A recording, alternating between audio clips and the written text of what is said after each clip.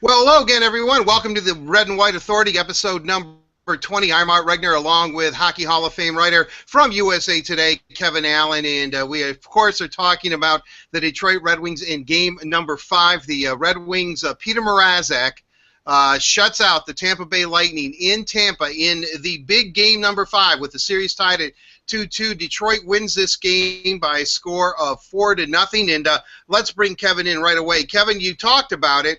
After the way the Red Wings lost Game 4, squandering a 2-goal lead with about 5 minutes to play and then eventually losing in overtime at Joe Louis Arena, I think everyone in the hockey world thought that the Tampa Bay Lightning would dispatch the Red Wings rather easily Saturday night in Tampa. That didn't happen. And as you said, when I asked you, what do the Red Wings need to do, you started with Peter Mrazek. And let's be honest, Tampa gets a power play within the first minute of the game. Has about a 10-minute span there in the first period where they're peppering Mrazek. He stands on his head, and then Detroit slowly but firmly grasps control of that game. Riley Sheahan scores with about 23 seconds left on the power play in the first period to give Detroit a 1-0 lead, and pretty much from that point on, Detroit really didn't look back, which was kind of surprising. So, Kevin, let me ask you, I thought that perhaps Detroit's experience where they wouldn't panic might play well against a Tampa Bay team that does not have much of a playoff history and is a pretty young and inexperienced team. Was it I'm going to use this because I think I've already used it on a previous episode, but did a perfect storm hit the Lightning last night in the form of the experience of the Detroit Red Wings, Peter Mrazek, and some timely goals and some big secondary scoring from guys who usually don't score a lot of goals for the Red Wings? Well, I think you've hit on one of the keys there is the secondary scoring. But, I was really stunned by the Red Wings' performance. I think everybody in the hockey world, as you said, was expecting the Tampa Bay Lightning to, feel the momentum that they achieved by that late victory against the Red Wings at Joe Louis Arena, and then come out and assert themselves at home, where they've been nearly invincible this season. 32 wins at home out of 41 games. Like, nobody was as good at home as the Tampa Bay Lightning were. And, they had looked very impressive in their first 2 games at home against the Red Wings as well. But, there were a lot of key factors in that game. Secondary scoring was crucial, getting goals from Sheehan, getting one from Drew Miller. We're not seeing that from the Tampa Bay Lightning. The goaltending, like Mrazek has been better than Bishop in the series. I don't think there's any question about that. And that's been crucial as well. And, getting a goal out of Datsuk, and, that was clearly, and we talked about it in the last Red and White Authority, that was clearly one of the worst games we've probably ever seen Pavel Datsuk have in the postseason, being on the ice for all 3 of the late goals and, just not being visible in that last game. And, I also think that the Lightning, the absence of Stamkos from the score sheet has become a factor. In the early going, Tyler Johnson was playing well, and really Tyler Johnson's line had almost become the number 1 line on the Tampa Bay Lightning this season. So they were sort of accustomed to sort of him leading the way with that young group. But now all of a sudden, it's starting to get critical for the Lightning to get something out of Steven Stamkos. So, there's a lot of factors that have led to here we are going into Game 6 at Joe Louis Arena, where the Red Wings obviously are very comfortable, have won a lot of big games, and the Lightning still are not a terrific road team this season, and also they don't have a lot, as you mentioned, of experience in the postseason. So now all of a sudden it feels like the Red Wings are in command here, and that you would expect them to take care of business on their home ice. Well, you would expect them to take care of business on their home ice, but this has been kind of a strange series. Mike Babcock brought it up a couple of times in a couple different interviews that he did for the networks last night, saying that no team has won 2 games in a row in this series. Now, it looked like Detroit was on the verge of absolutely doing that in game number 4, but let's look at the Tampa Bay Lightning at this point. They seem frustrated. I watched online Steven Stamkos talk about paying homage to the Red Wings. Say they have a lot of guys that have been there before. They know how to win games like this. But hey, I'm not. We got to lead. We just got to do this. We've had guys in this room that have been down before. But where do you think the psyche of this team is? Because I got the distinct feeling that after this game, the tone from the Tampa room was a little bit different than it has been. And I know you've been in the rooms, but a little more conciliatory towards Detroit than I think I've ever heard before. And I'm not saying that they think the series is over, but finally they said something like, hey, Red Wings are a pretty good team. Maybe Cooper's been telling them that. I know Stevie's probably been telling them that, but it looks like it's finally sinking in with these guys. Well, that's a really good point, because if you go back to when they were shut out by the Red Wings in the regular season, the tone of that was, well, we just didn't play well. It wasn't that the Red Wings, did a terrific job on shutting them down. They just, they didn't play well. And we heard that also in the first couple of games. Like there was no credit given for what had happened, and even in the games in Detroit. But I think the key from the Red Wings' perspective now is nobody has won 2 games in a series. The Red Wings have played 3 consecutive impressive games. Granted, in the game 4. They gave up the late lead and lost the 2-0 lead and then lost in overtime. But up until that performance, when Glendening left the game, up until that point, like they had played an impressive game, and now they followed that with an even more impressive outing.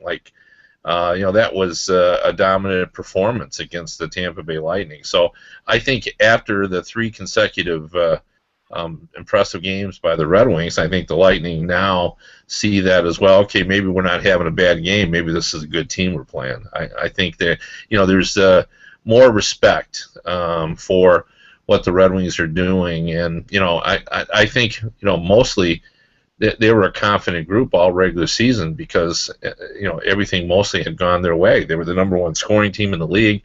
They had led the NHL in home wins. They were a 2-line team with a mobile defense. Like, you look at all the guys on their defense, there's not a lot of experience as a group, but most of those guys on defense have been to a Stanley Cup final.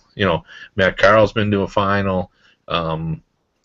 Certainly Strawman was just there last season. I mean, Colburn's been to a final as well. So they have a lot of guys back there who have at least gotten to the final before. So I think I would agree with you that the Lightning don't believe they're out of the series and probably still believe they're going to win it all. But I think they're far more worried than they were at the start of this season, or start of the series. Right. I mean, it seems that what happened, and this is kind of a strange, try to follow my train of thought here, Kevin, is that the Red Wings heard so much about when Luke Glendening went down, how they all totally collapsed. How one player pretty much, his injury cost them at least game number 4 because no one had an answer for Tyler Johnson. So it seemed like, and I don't know, I mean, again, that the Red Wings to a man said, Tyler Johnson's not going to beat us. And they were all over them. I thought that their back checking and the way that they, that the way the forwards were tenacious in the back check and the way that they played really was why the Red Wings won this game. I'll give Jonathan Ericsson some points too. I know he had a couple of assists, and I've been kind of down on him, but really Detroit's forward core was relentless last night, and I don't know if it was just because they, like I said, to a man, they said, Johnson's not beating us. That line's not beating us. And Stamkos is frustrated beyond belief. So we just keep doing what we're doing to him. We should be fine. I mean, I really thought for a second there, Kevin, that I was watching the old New Jersey Devils, the way the Red Wings were clogging up that neutral zone. I mean, I couldn't believe it. It seemed like there were 8 white and red sweaters in the neutral zone last night. Yeah, I mean, I agree with that. I mean, it kind of actually what it reminded me of when you used to play the Nashville Predators when Barry Trotz was there in the beginning and they didn't have a lot of skill up front and they were playing a very defensive system. It always felt like the Predators had too many men on the ice. There were so many people in the neutral zone. And that's what I felt when I was watching that game. It seemed like the Red Wings, where just had everybody in the neutral zone. You couldn't get through. But what was impressive, and Mickey Redmond made note of it, and even on the NHL Network today, when there's a breakdown of the game, the analysts had all honed in on the fact that the forwards were coming back and putting a lot of pressure. Like the attacking forwards on Tampa didn't have time to make plays because they knew they had someone climbing right up their exhaust pipe, trying to get back into the play. And so, they were hurrying everything, and their passing wasn't crisp. So, it was just an all-around terrific game. And where the Red Wings are really making hay is in their bottom six too. Like Ferraro's had a strong series. Drew Miller, who's always terrific on the penalty kill and is a shot blocker, and of course Glendening has been. You start to list the most important players in this series for Detroit. Certainly Mrazek's at the top, to be sure, and they wouldn't be anywhere without Datsuk's goals. But Glendening's right up there. I mean, he's probably in their top 4 or 5 players in terms of importance because of what he's done. And I think what happened yesterday, and I agree with you. I think there was a team commitment. It wasn't just about the fact that Glendening couldn't check Johnson in that game 4, but they were limited then to everybody having to work a little harder because they were down a center. And I think with all 4 centers there, even when Glendening wasn't out there, nobody was overtaxed, and everybody, nobody was weary. It wasn't late in the game, and they did a real effective job of minimizing his impact in the game. When again, watching, and I think one of the keys and what people keep talking about is when you look at the Tampa Bay Lightning is they're all saying, hey, Tyler Johnson's been, his line that, they've been the best. He might be Tampa's best player right now. But is the mystery of Steven Stamkos. Now, I don't know how well you know him, Kevin, as opposed to, because I know you know Sid Crosby very, very well, but Stamkos seems to be a guy that if you're looking for the next generation of superstar or goal scorer or player to make his mark, and yet he hasn't been able to do it. Is it just a slow transition? I know a couple Red and White Authority episodes ago remembered when Datsuk was a slow starter in the playoffs. He went something like 20-some-odd games without scoring a goal, and obviously he's one of the best players in the world. But I'm just kind of curious, are you noticing something about him? Because I was fairly impressed with what he had to say after the game. He wasn't panicking. He didn't even seem to be frustrated. I'm not bewildered. I mean, he was pretty cut and dry and straight on. I know what's happening. I know what we need to do. We just have to go out and do it. Yeah, I do actually know him reasonably well. I actually have a story about him. We were coming back from an All-Star game, and he actually didn't have a direct flight to Tampa. He had to go through Detroit, so I was on the same, flight with him. And we ended up, and I'm heading to my car to come home, and he's changing flights, and we're just walking side by side, and everybody left him alone. And I said to him, I said, this would never happen if you were in Canada. And he goes, no, and you're absolutely right. I said, it's funny that nobody knows you in Tampa. And he basically said, a lot of people don't know me in the United States, period. It's only mostly in Canada. And he said, even in Tampa, I can, a little bit walk around and get that. So, he is kind of an anonymous superstar because he plays with the Tampa Bay. But he's a very smart guy. I think he has a great understanding of the game, and I think he has a great understanding of his own abilities. And one thing I would take note of, he has like 18 shots on goal, and which is pretty much his average. He's just not getting the puck by Mrazek. I think Mrazek's part of this. It's like Mrazek's having a good series, and I think he's probably stopped a couple of shots that maybe would have gone in another series.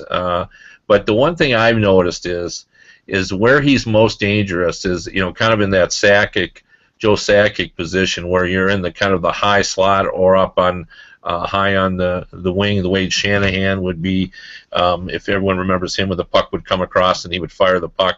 And we haven't seen a lot of that. Like Stamkos is shooting pucks that, to me, look less dangerous than he normally shoots, which is sort of a little bit higher out and a lot of traffic in front. I think Mrazek has had the opportunity to see most of Stamkos' shots. So some of it is the Lightning not getting any traffic in front of Mrazek.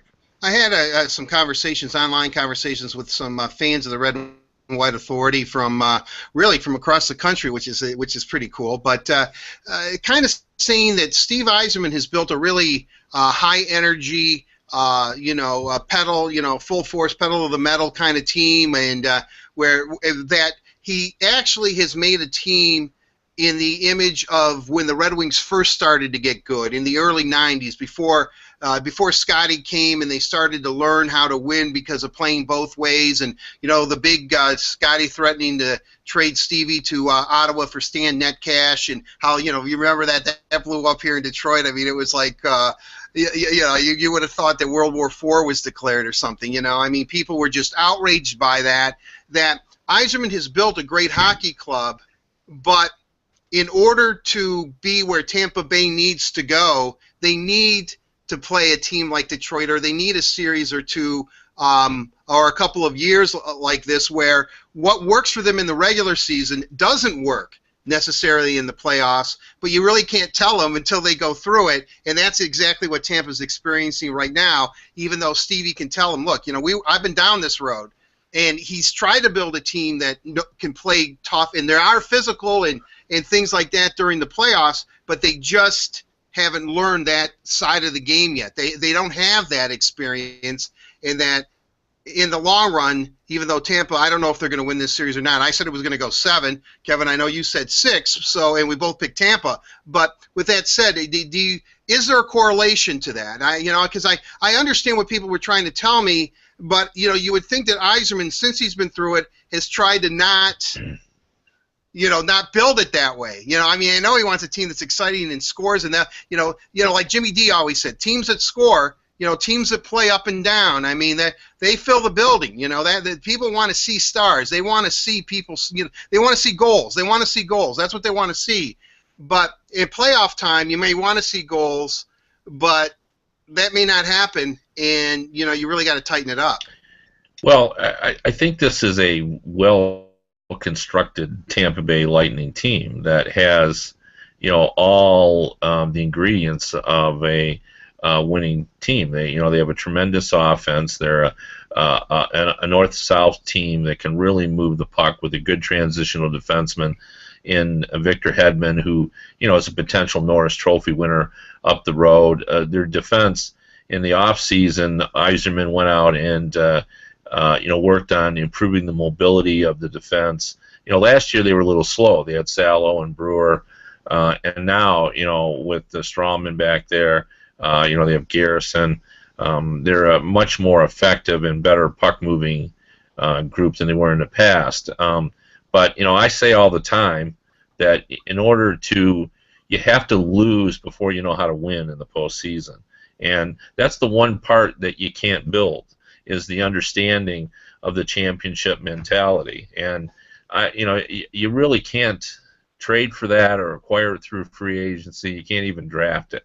It just sort of comes together, and you just have to sort of suffer through until that happens. Like the Red Wings, had to have some growing pains. We all know what happened when they played the New Jersey Devils in the Right. The Stanley Cup final, where you have to learn from that. And Chris Draper stood out and watched that because he wanted to sort of feel the pain and understand. He watched the celebration because he felt he didn't want to go through that again, and he thought if he watched it, he would understand the pain. Well, I think that's what the Lightning are going through now. They're trying to sort out how it is that you win in the postseason. It's just not a matter of getting more goals than the other team. It's a little more complicated than that. So, and last year they didn't have a long enough run to get a good learning experience. They were swept. Right. They didn't have their goalie. They were so busy just trying to protect their net because they had inferior goalkeeping last season, that they really didn't have the learning experience that you can get by having a long series where you're fighting. So, this is sort of a new group kind of coming together, trying to sort it out, and as some of the people you were talking to understand, the Red Wings have been through these wars before, and even the younger players have been through that championship run in Grand Rapids, and that's 4 rounds. That's grinding it out. That's playing through injuries and all that. So they have some understanding. It's not the same as in the NHL, but I think they have an understanding as well of how that works a little bit. But more so the veterans on the team, like Datsuk and Zetterberg and Cronwell, they get it. They know what it's like, and I think you can sort of impart that wisdom to the other players. Well, I agree with you, and I know I brought this up before the series began, but I do think that because the young Red Wings, many of them won that championship, the Calder Cup at the American Hockey League with the Grand Rapids Griffins, are facing some players that they went up against, and I think that familiarity has settled this team down. I mean, Riley Sheahan is getting more and more comfortable as this series progresses, and and Mrazek has faced some of these guys before in a playoff environment. Now, we know the AHL is not the NHL, and there's still a lot of hockey to be played in this series. I am not, I'm not tipping my cap and saying so long to the Tampa Bay Lightning, but I just think that once Detroit kind of got its feet wet, once it got home, and Tampa's not a great road team, they seem to get a confidence in a system, and they seem to figure it out. And I think one of those things is that they're fairly confident against some of their opposition, because even though different level, they have beaten them in the past in very similar circumstances. Yeah, well, and I think the personality of the goalkeeper is important as well. And Mrazek, just exudes confidence. And now we've seen him. We're not talking about the bounce back goalie again anymore. He's had 3 consecutive performances. He deserved to win. Those games. Even the one he lost at 3-2. That wasn't his fault. And I think you're still sort of trying to figure out whether Ben Bishop has the playoffs sort of figured out yet as well. And and the confidence factor is important in the playoffs. I go back to I remember this scene vividly. You may remember it too, when the Red Wings signed Curtis Joseph. They had this press conference, the Dog and Pony Show, and they brought him in. And when he was walking up to the podium, he just looked like it was the last place he wanted to be. And I remember thinking when I was watching that, saying, he just doesn't look like he's so sure about this. And I thought, well, as it turned out, he never really was comfortable with the idea. He was fine in Toronto, and that's where he was, but the move, I don't think he ever really got comfortable with it. Where a guy like Mrazek, he showed up here even when he hadn't played a game yet. He looked like a veteran. He was just a confident, cocky guy, and I think, the personality of the goalie is a very important thing. I think the Red Wing players believed in Mrazek before he even played a game, just because of the way he carries himself. Right. Well, and several of those players in the room played with him in Grand Rapids, where they won a championship together. And and they know. I mean, once he was called up from the Toledo Walleye, that turned Grand Rapids' season around and made them a championship team. Now, it's interesting you would bring up Curtis Joseph, because what I vividly remember is not only the press conference at the Joe Louis Arena, but was the press conference he had in Toronto as he was leaving. I thought that was one of the weirdest things I think I've ever seen. It was much reminiscent of when Wayne Gretzky left Edmonton. I mean, he was all teared up and and I'm thinking to myself, dude, why do you want to come here? I mean, you feel like, you're leaving, everything that's important to you is in Toronto, and you're coming to Detroit to win. I understand that, but you're right. He just never, and I'll tell you this too. I mean, Kevin, you might have heard this. When Curtis Joseph arrived, he kind of turned off some of his teammates because he was from Toronto. He was a Toronto Maple Leaf. And the Red Wings were saying to themselves, and they liked Curtis, and he got along. It wasn't a bad atmosphere in the room, but it was like, fella, we've won like 3 Stanley Cups. I mean, what's your deal? I mean, not that you should be paying homage to us, but we're definitely not going to get down and kneel to you and give you the knee and kiss your ring finger or something. I mean, it was just a weird dynamic, that whole Joseph to Detroit thing, and Hasek and who's here and who's not. I mean, that was a really strange time when I look back at it. Yeah, well, absolutely, but I think it was just it's just a good contrast between and Joseph obviously never did win a cup, but just to contrast some personalities of a goalie that couldn't find his comfort zone after a big move, and he was in a bigger pressure cooker obviously because he was with a team that was supposed to win, and a guy like Mrazek who is a younger player who showed up with sort of a winning attitude and personality. So it's just another way to look at the goaltending. And Bishop's a good goalie, but in this series, as I said, I think he's been outplayed. I think Mrazek's been the better goalie. Well, right, and let's go to Ben Bishop. I said last show, meltdown waiting to happen, but he just doesn't look comfortable out there. And I'm not sure why, because he seems to have a great team in front of him, or is it just jitters, and it's a learning experience for him too? I don't know anything about Ben Bishop, but I always said I can remember him in St. Louis, and the Red Wings seemed to have his number when he was with the Blues there for a while, and I know he went up to Ottawa, and Steve made the trade and all that kind of stuff. He's traveled around, but has he shown you anything that he's capable in the playoffs now? I know during the regular season, different story, that he's going to be able to turn it around and match Mrazek, who seems to be on a roll right now. Yeah, well, I think Bishop is going to be a quality goalie, but he's gotten to be this point without a lot of playoff experience, even in the minor leagues. Like he has been a good regular season, but he's really never had a lot of postseason opportunity, and then the miss last year, that would have been key for Bishop. Like, I think he really needed to have played last season to kind of go through it and kind of understand it. And in yesterday's game, like for example, the goal that Drew Miller scores when Glendening puts the puck right from the right wing on a shot that that Mrazek would have steered out of harm's way and away from the charging forwards, and he put it right on Drew Miller's stick. He couldn't have teed it up any better than sending it across the goal crease for if Miller wouldn't have gotten it, Ferraro would have. I mean, that was just the absolute worst place to put it. So I think there's just some jitters, some nervousness, just some. He's just not familiar with the feelings that goes into this, and he's trying to sort it all out right now.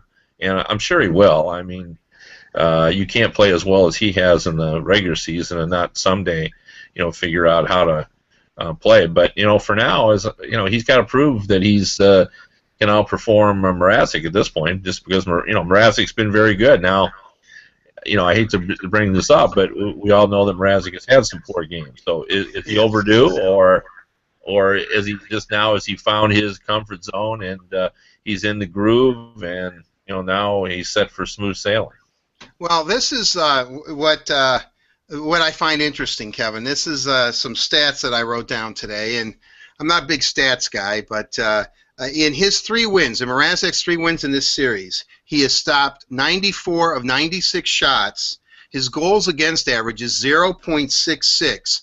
and his save percentage is .976. I mean, that's pretty astounding when you really think about it, against the highest scoring team in the National Hockey League. Yeah. I mean, that's unreal. No, it is, and I think it just speaks to, how well he's playing and why he's been their key player. But, the one thing I think it's important to say is, this is not Jaguar against the Red Wings. Like, it's not just the goalie playing well. Like, these last 3 games, the Red Wings have played very well as a team. There's a big difference. In Game 1, it was all Mrazek. I mean, he just stole that game. Babcock brought it up, but it's true. That was a goaltending win, just pure and simple. It was a goaltending win. But these last 3 games, like this has been an all-around terrific performance by the Red Wings. This is like during the championship years when they got a lead and you just had faith they were going to shut the other team down. That's the way they're playing. And even in the loss, I think that was just sort of freaky circumstances. Like they've played, in my opinion, 9 really good periods of playoff hockey, and I don't think it really would have mattered who they were playing. I think they would have been just as effective against every team. That's how well they're playing. I mean, the back checking, the stronger defensive play, the way they're detaining the opposition in the neutral zone, the solid goaltending, secondary scoring. That's so crucial in the playoffs to get that secondary scoring. They've really got everything going that you need to be successful in the postseason. Well, they certainly do. And how much of this do we credit Mike Babcock and his staff with, or how much do we credit the leadership in the room? If Babcock likes to say, "I don't determine the ice time or who starts, the players do," then he doesn't make any decisions at all then, right, Kevin? I mean, he just has to fill out a lineup card or something. Because obviously now, and it's interesting, when this series first started, many of our Canadian brethren in the Canadian press were, paying homage to Stevie Yzerman and the Tampa Bay Lightning, and they were going to roll on the Red Wings. Well, now the Mike Babcock Love Fest has returned because of the play of Peter Mrazek, and I'm really kind of curious here. How much credit do you think Babcock gets for maybe naming Mrazek his starter and then kind of sticking with him, or is this more that Mike Babcock has no faith in Jimmy Howard whatsoever? All the above. I think I do give Babcock a lot of credit for where the Red Wings are now because, basically he had to merge 2 different teams, the old Red Wings and the new Red Wings. And he discovered Clendening in terms of he was high on him in the beginning. He understood his value. He's worked him into the lineup. He has appreciated Drew Miller's contribution. He made what a lot of people thought was an odd call to bring Ferraro in, who hadn't had any really any time with the team this season, or not a lot of time, and just inserted him in the 4th line, wanted a little more speed, wanted some skating. He's tinkered with the lines. He decided what to do with Datsuk. I think his fingerprints are on this. However, saying all that,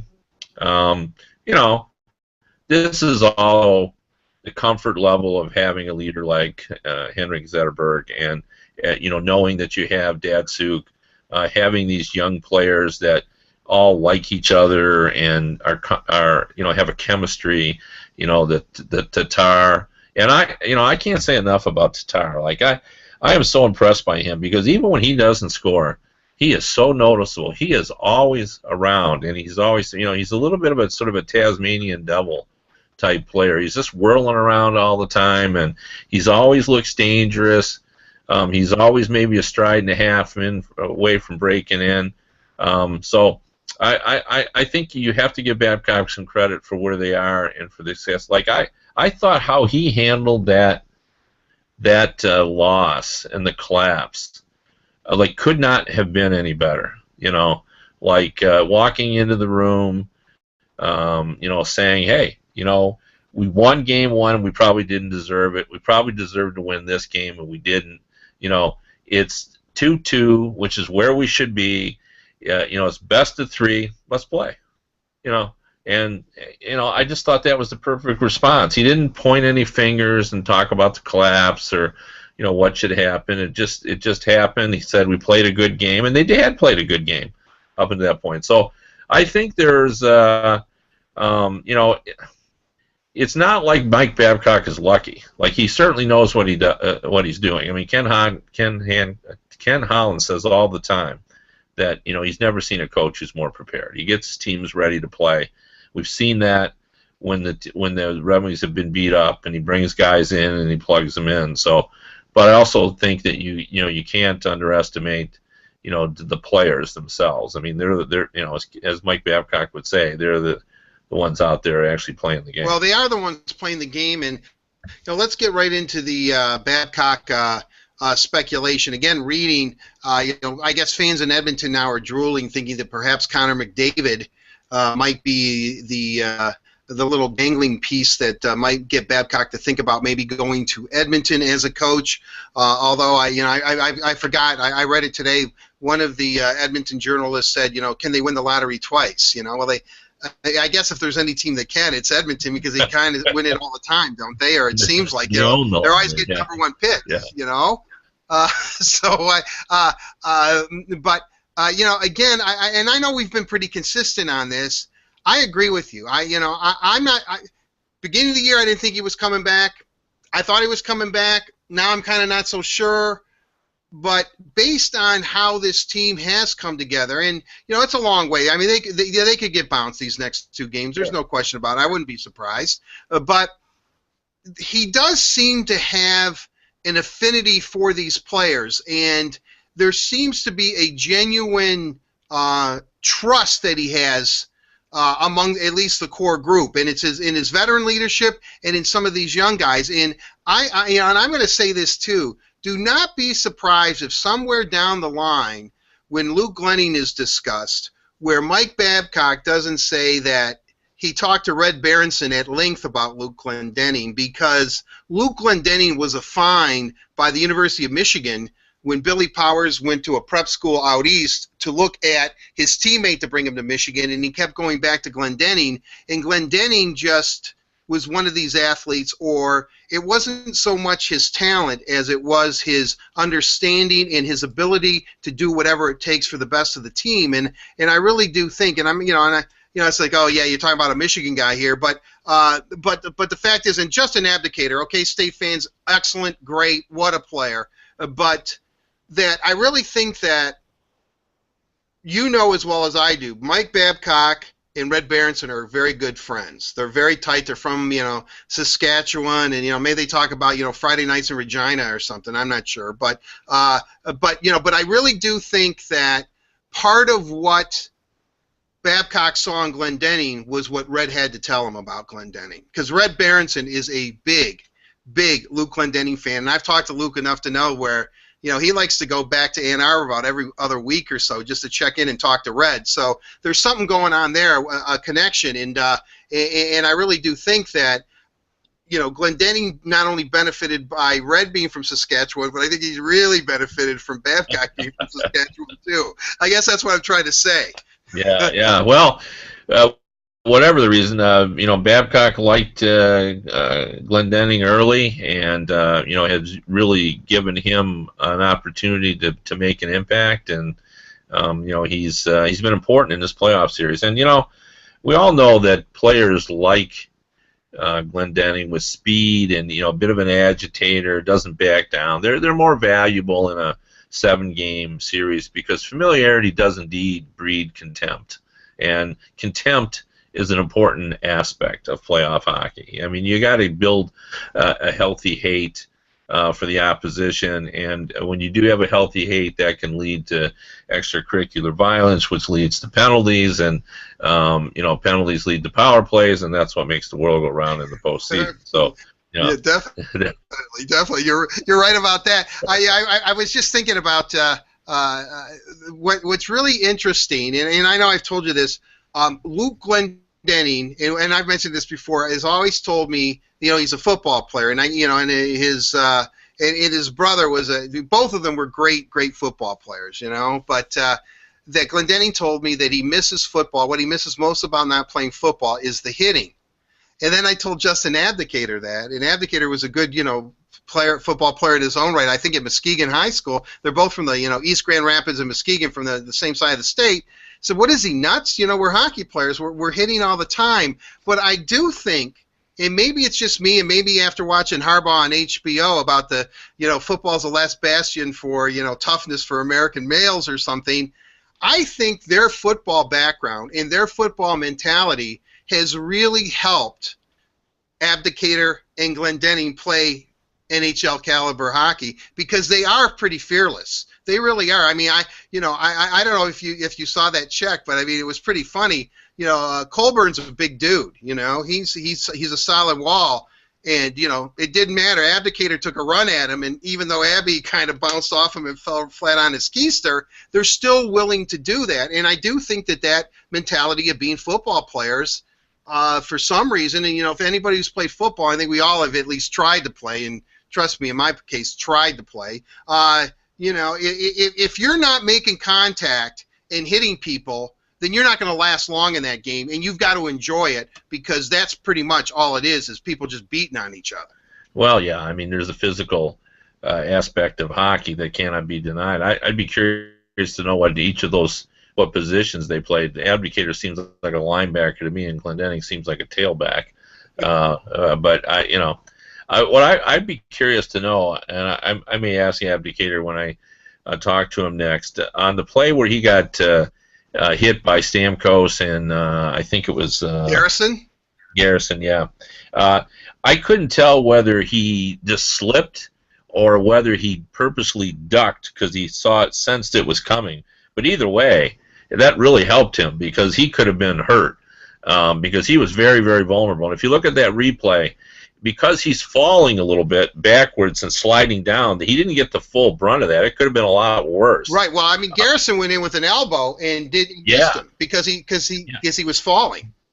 He was falling down, and I thought he was just simply falling, but then I thought about it, and maybe he just sensed the hit was coming and was sort of sliding down to try to avoid it. And if that was the case, it was a brilliant move and a sixth sense.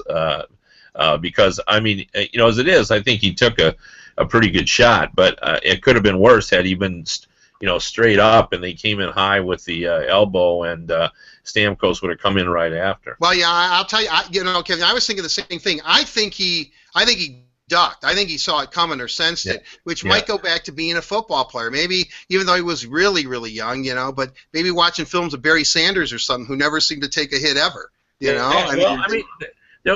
know there's a sense for that. I mean, because we've all seen quarterbacks who just sort of feel the pressure, and if you've played enough football, you just you see out of the corner of your eye, you see where the guy is. You sort of are counting the steps. You know how long you have, and I'm sure Abdicator, and who knows, maybe he just did lose his balance, but it sure seemed to me like it was possible that he just sensed he was about to get reamed, and did a little. Made a move in order to try to mitigate some of the damage that was going to be inflicted upon him. Yeah. Your guess is as good as mine. I mean, but it did look like he anticipated it. Let's move on to game number 6 at Joe Louis Arena.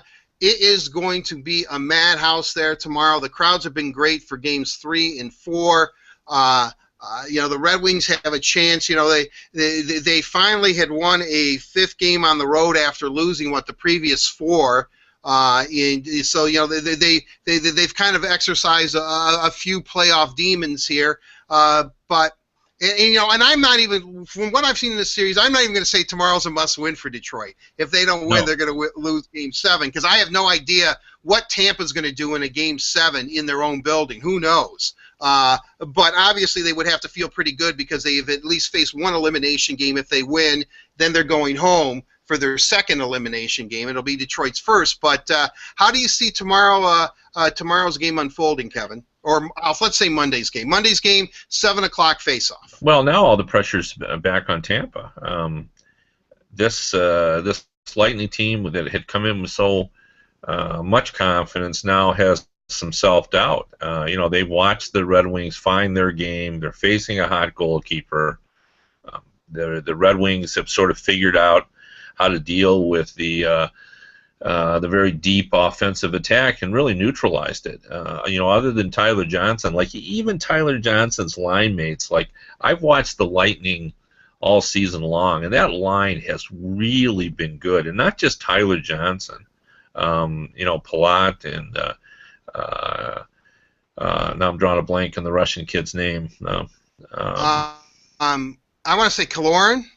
No. It's the Russian kid. Wait. I know it starts with a K, though, right? Kucherov?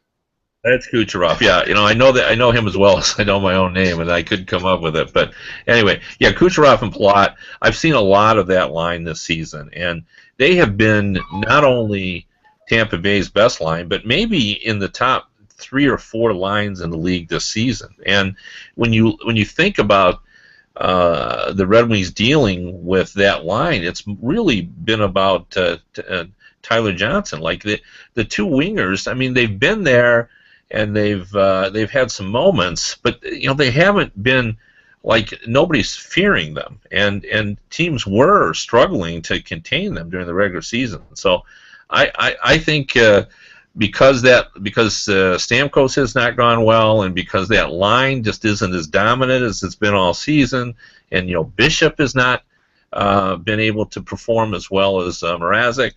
I think all of a sudden the Lightning, and again reflected upon their comments after the game, know they're in for, quite a fight here, and I think they have to be worried about it. This is not a confident group going into this game. That doesn't mean they can't step up because they're a very talented team, but I just think that they're not the same team they were going into game one. I think now I think they expected to win this series. Now, they didn't hope they can win it. They expected to win it. Now I think they're hoping they can win it. Well, and I think that's a big difference. It reminds me, although this is different circumstances, but the year, I don't know if it was 97, when the year that the Red Wings won the Cup, or maybe 98, but they played Anaheim, I believe, in the first round. And during the regular season, I think Anaheim had not lost to Detroit. And then the Red Wings ended up sweeping them in the first round because they knew what it took. Anaheim was still a relatively young team. And so with that said, and as well as the Red Wings forwards played and the tenacious back check that they had, and they were all over Tampa's forwards, and they had no time and space. They limited their time and space. Whenever you talk to Nick Lidstrom, what's the key to shutting down anybody? Limit their time and space. Get on top of them so they can't make a decision with the puck. That's exactly what he said. They got the puck on their stick, and they better move it because you're barreling right in on them. They don't know where to go. And so I love that. But is the key, and it sounds like I'm anti-Ben Bishop here, but is the key for the Red Wings just to start peppering this guy, because I think he's going to become a sieve if that happens, especially on the road. Well, I think it's always a good strategy to get as many shots as you can, and in particular when you have a goaltending advantage, which the Red Wings appear to have now. I think for tomorrow, I listened to the post-game interviews as well, and I thought it was interesting. There was a lot of talk about the first goal, and I think that is pretty crucial. I think getting that goal, if the Red Wings get a goal early, or even could get a 2-goal lead, like all of a sudden there'd be panic in Tampa Bay, if the Tampa Bay gets that lead, that's going to force the Red Wings to open up. They're not going to be able to play as defensive as they've been playing. They're going to have to try to push. So the first goal is going to be important in this Game 6. First goal is always important, but I think more so in this Game 6 because of all the circumstances that we've had. And I think both goalies probably would like to get some shots early and get into it. I think it would be an effective strategy to get as many shots as you can on Bishop just to see how he reacts. Do you think that the Red Wings then do it on Monday night? Do they eliminate the Tampa Bay Lightning in 6 games, which would be I'm not even going to say it's going to be bittersweet for Steve Yzerman if that were to happen. I think it would just be pretty bitter. Yeah, me too. Yeah, yeah. We were talking about that before, and I know you were talking about how hard it is, but I don't think it's all that hard. I think he's, when he was with Red Wing when he played, now he's a Lightning. He's a Lightning guy, and he's such a competitive guy. And I just think it would just be better if he lost to the Red Wings, and especially after building such a really nice team.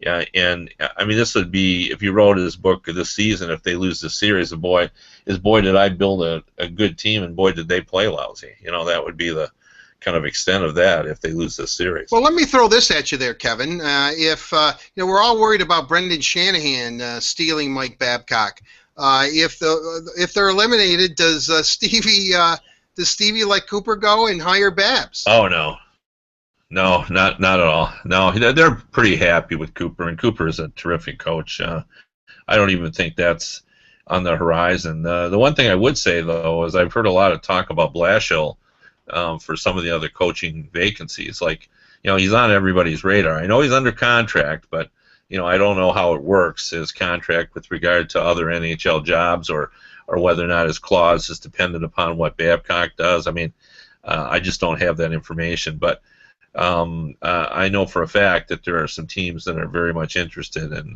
Blashill. Well, why wouldn't you be? But I do know, talking to Jeff throughout the season, before he signed this deal, and we've said this before, but I just want to reiterate it for people who may not have heard it before. When he signed the 3-year contract extension last year, before he signed it, he talked with Mike Babcock, and Babcock told him then that there was a distinct possibility that he was going to return to Detroit. So he kind of knew that going in. So whatever the parameters were, and I think a lot of this might have to do, and I hate to speak for Jeff Blashill, but he likes Grand Rapids. He's from Detroit. He grew up up north, played at Ferris State, has young kids. Grand Rapids is a great city to raise a family in. So, but the lure of the NHL, I mean, once you get the offer, then let's see where you really, where your heart really lies. But at least he seems at least grounded for the next couple of years. But then again, who knows? It depends, I guess, on what the offer is and how much money it is. I do not think he would go to Toronto, but all bets are off, especially if they trade Dion Phaneuf to Detroit. There, Kevin. We got it in. Yeah. And it wasn't that forced. This is like the old Groucho Marx show, only it's the not-so-secret word. Whenever we say right. The little duck should fall down. And that's exactly right. Who do you trust? No, what was the name of that? Well, I forget. It was a great show. I remember being very small. They just showed it in reruns, and which is weird. Whenever you're a kid and you see reruns, you think that, I could see, like, I Love Lucy, and then I would see, like, her show that was on Monday night, and Lucy was, like, 30 years older. And I'm thinking, wow, what the heck happened to her in 2 days, But anyway, such is life being a child. But let's look at, so, I don't know. I'm kind of torn because, Mrazek, as much as I'm a believer and I've heard so much about him, is he due it for a stinker? You know what I mean? Because that's happened, regardless of the if it's in Detroit or not. Although you have to think the way they bounced back in Game 5 after the way they lost Game 4 bodes well for Game 6. Yeah, for Detroit. Well, for sure. This team now has played really, really well. Like, as I said, for 3 games, and in Game 1 they found a way to win.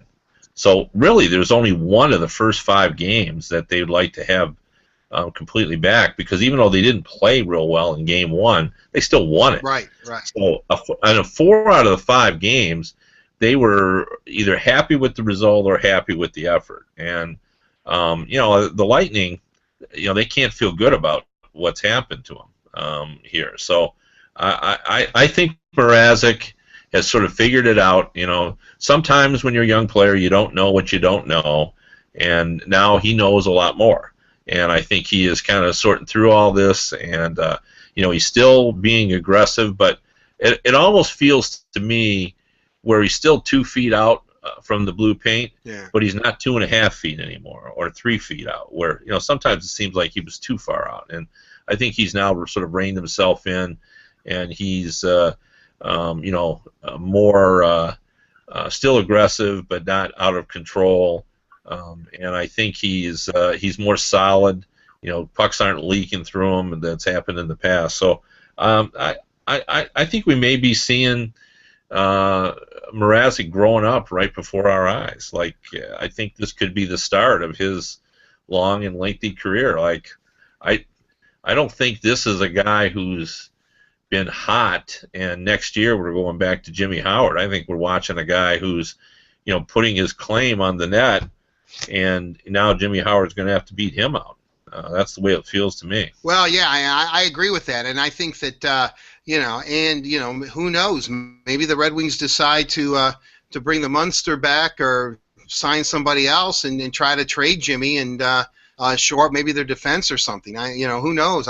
It's weird. Yeah, because I think everybody that knows him likes Jimmy Howard. I mean, he's a competitor. He really wanted to win for Detroit, but this is a performance business, and right now Peter Mrazek is outperforming Jimmy Howard. It's pretty simple to state that. Kevin, let's. I want to talk about some of the other series very, very quickly. I know that you're going to be off golfing, and I have a cat here that's just decided to urinate in the living room. So we right in front of me. So this is just things are just going well. I can barely hold on. I can barely breathe, and I got a cat for some reason that just decided to cop an attitude. So This is why I own a pit bull. And I'll tell you what. I mean that they're great animals. Low maintenance if they use their litter box. Let's just put it that way. But that's my little tip for the day. All right, let's go. Chicago beats Nashville. They will play the winner of Minnesota-St. Louis. Minnesota's up 3-2. Minnesota had a 2-0 lead late in the second period, but with less than like 0.6 of a second left, St. Louis scored a goal. It's going to be 2-1 heading into the third. If St. Louis comes back and wins, there will be a 7th game there. But Chicago over Nashville, I feel for the Nashville Predators. I really do. I really do feel for them. But if there is a big time player who gets the job done, who seems to have a knack for scoring big goals, my gosh, it's Duncan Keith, isn't it? Yeah. I mean, this guy just seems to, pick up the slack. Well, that whole team is just so skillful up front. When you got Taves and Kane and Sharp and Hossa and Duncan Keith, and Seabrook has a tremendous history of big goals in the playoff overtime, and the Red Wings can testify to that as well. And so that's a very impressive team. But the Predators had a good season, and I think if Shea Weber doesn't get hurt, it's probably a different story. That's a pretty big weapon for them to lose. And I wonder whether Ken Hitchcock's coaching for his future here in St. Louis. I mean, his contract expires this summer. I mean, this could be yet another opening because 4 years is how long he lasted in Columbus. It's how long he lasted in Philadelphia. He was a little longer than that in Dallas, but obviously he's a tough coach, and he does seem to have a shelf life. And maybe he's if they lose this game, he'll have been ousted now in 3 consecutive first rounds. So I wouldn't be surprised if Hitchcock is coaching for his future in St. Louis today. Real quick, I mean, we'll preview these quarterfinals, but do you like Chicago over Minnesota or St. Louis the way they're playing right now? I do. Chicago just has so many. I think now they're up at they were at 50. They must be close to 60 wins, playoff wins over the last 6 years now. 2 Stanley Cups, 60 playoff wins in 6 years. I mean, it's just really remarkable. This team, they know how to win. That's what they do best. They win in the postseason. Sometimes they lose games, but they figured out how to get to 4. Then that's what you got to do. You got to be the first one to 4, as Mike Babcock likes to say. Right. 1, 2, 3, 4. Yes, you do. All right.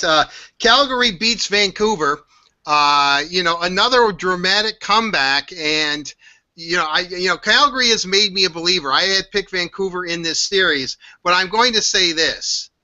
The Flames get doused by the Ducks. I just think that what Anaheim was able to do in the first round against Winnipeg, which was, and granted, Winnipeg is not as good as the Ducks. I agree, but I just think that that the Mighty Ducks of Anaheim, if I shall use their old name, I think they're going to beat the Flames. But I guess now talking out of both sides of my mouth, I wouldn't be that surprised if Calgary pulls the upset. Well, I'm trying to get people just to admit that the Flames are a good team. I mean, this is a year and a half they've been doing this now. This is, it didn't start this season. Last season, in the second half of the season, they were a very good team. And now they've been very impressive this season. The top line with Goudreau and Monahan and Hoodler, that's a very good line. They're a very tough physical team. They got just a shot blocking extraordinaire defense. and Hiller has played well in net for them. I think it's a very good team. I'm actually contemplating picking an upset, but I do like the Ducks quite a bit too. So I don't know whether I can get there or not. But the Flames are certainly capable of posting an upset in this round. I don't know whether I'm going to go there, but this is a pretty impressive team. Yeah, they are very impressive. Let's game tonight after coming up right around. I think it's a 6 o'clock face-off actually tonight. But on Sunday night, Montreal, Ottawa, Game 6 in Ottawa. The Canadians had a 3-0 lead. They won a couple of games in overtime. Ottawa has come back, and very, very impressive, I thought, in Game 5 at the what I still call the Montreal Forum. Hey, what Ottawa has been able to do, and I'm going to go Yogi Berra here on you. It ain't over till it's over. Until Ottawa's knocked out, they have a chance in any series. Period. The way I look at it. That reminds me of one of my all-time favorite baseball leads, written by Mike Downey when he was with the Free Press in '84, when the Tigers won, and his lead was "Call Yogi, tell him it's over." That was the lead when they clinched the pennant that night. I've been so impressed with the Senators and their late run, and they just refused to capitulate here at the end. They didn't have any answer for Carey Price, now all of a sudden they have had an answer for him. And I think the Montreal Canadiens are running a little scared now. They've seen what the Senators can do. They watched it late in the season, and now, here's the thing: if you win Game 6, you can win Game 7. And now this 3-0 doesn't seem quite as formidable as it once did. Just right. Because we've seen teams now come back from 3-0, so everybody knows it's more possible. We're not just talking about the 1942, Red Wings and Maple Leafs. We've got more recent vintage 3-0 comebacks. So I think anything is possible in that series. All right, and a game number 7 in a series that I think has kind of started to live up to what we thought was going to be the excitement and the hype. The Islanders and the Washington Capitals. I'm kind of torn for some reason between these two teams. As you grow up a lifelong hockey fan, I kind of always liked the Islanders because I loved Billy Smith as a goalie, and those Islander teams, and Mike Bossy. I talked to Mike Bossy one time. 50 goals, 5, 6, 7, 8, 9. I don't know how many seasons in a row the guy scored 50, but his career ended premature. And I always told Mike Bossy every time I've ever interviewed him, I said, I'm so bummed out that your career ended early because you could have been perhaps the greatest goal scorer in the NHL. It's arguable, but he had a chance. He was on such a great run, and he looks at me and he laughs and he says the same thing each time. It's not like I talk to him a lot, but every couple of years or so often he says, "You're more upset about it than me. Trust me." You know what I mean? And I just kind of laughed at that. But I've always kind of had a soft spot for the Washington Capitals too, except when they went to those U.S. Postal uniforms that they used to wear. But now that they're back to their old red, white, and blue stuff, I'm torn in this series. I don't know who I want to see win, but whomever takes on the New York Rangers, perhaps the league. See, but then again, I think the league would like to see New York and New York maybe, but how can you go wrong with Ovechkin against the Rangers? I mean, so Game 7 is up for grabs, and Kevin, I'm going to wuss out here. Yes, Jim Harbaugh, I didn't play enough football, I guess, in my life. I'm not going to pick a winner. Who's going to win Game 7? I took the Islanders to win Game 7 with John Tavares, and I did want to bring up that 28 years ago, the Islanders and Capitals met in a Game 7. And my wife was 2 weeks overdue with our second child. I was living in Washington then, right outside Washington. And I didn't go to the game because she was so late and we were on go. And as the game went into the second and third overtime, and it looked like history was going to be made, I thought I better get down there. So my wife was already asleep. I whispered I was going down to the hockey arena. By now it's 1 o'clock in the morning. Drove like a madman through D.C. across to the Capitol Center. didn't even bother to park my car. I just pulled it up by the door and ran into the rink, went up to the press box just in time to see Pat LaFontaine score the game-winning goal in overtime. I interviewed all the players, went back to the office, was finishing up my story when my wife called and said, it's time to go to the hospital. Drove to pick up my wife, went, and then my daughter was born, I think a couple hours to 3 hours later, and everybody said I should have named her Patty after Patty LaFontaine since he scored the game-winning goal, but I named her Kelsey instead. But I'm not likely ever to forget that game. And actually, Mike Emmerich is calling Game 7, and he called that game. And a lot of people remember Bill Clement was the analyst for that game, and he was shedding clothes as they went into each overtime.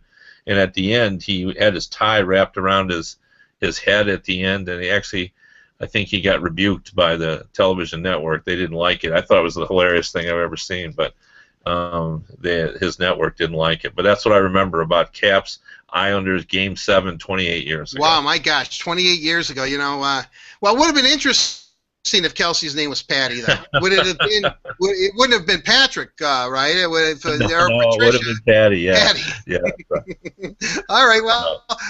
Is Kelsey glad she's not named Patty?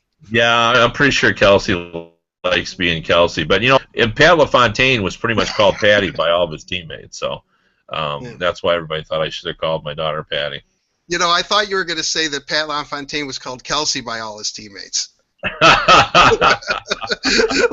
Really inside there, but anyway, all right, Kevin. On that note, the third period is now started between St. Louis and Minnesota. We'll see. The Blues really started to come on towards the end of the second period, right after Minnesota took a 2-0 lead. So we're not going to keep you posted on that, but enjoy that game, and then Montreal, the Senators, and then I would imagine, Kevin, we'll have to do this sometime on Tuesday to talk about either the Red Wings dispatching the Lightning in 6 or a big Game 7 Wednesday night in Tampa. Right, we'll do Tuesday for sure.